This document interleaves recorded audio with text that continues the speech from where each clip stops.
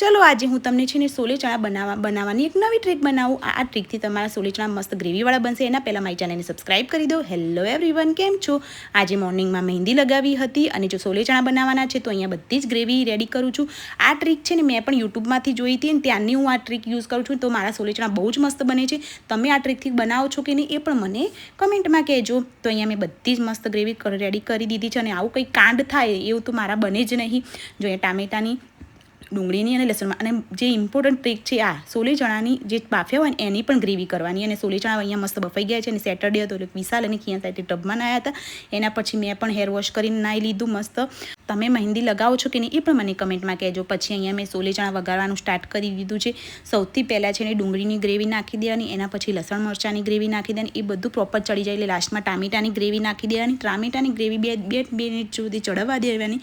એના પછી બધા જ મસાલા કરી દેવાના જે તમે બેઝિક નાખતા હોય. તમારી પાસે સોલે ચણાનો મસાલો એ પણ નાખી શકો છો. મેં નથી નાખ્યો આમાં. અને અહીંયા જો મસાલા પણ મસ્ત એકદમ પ્રોપર ચડી જાય ને એના પછી લાસ્ટમાં છે ને જે મેં તમને ટ્રીક બતાવી હતી જે સોલે ચણાની ગ્રેવી એ નાખવાની. એ બધું મસાલા ચડી જાય ને એના પછી નાખવાની. પછી એ નાખ્યા પછી છે ને એને પણ પ્રોપર ચડવવા દેવાનું. આ ગ્રેવીના લીધે છે ને તમારે જે સોલે ચણા અને તેલ છૂટું પડી જતું હોય ને ખાતી વખતે એ નહીં થાય. ગ્રેવી બહુ મસ્ત ઘટ થશે. બધી ગ્રેવી ચડી જાય એટલે લાસ્ટમાં બધા સોલે ચણા નાખી દેવાના. પછી અહીંયા સાઈડમાં જે મેં જોડે જોડે રોટલી પણ બનાવી દીધી હતી.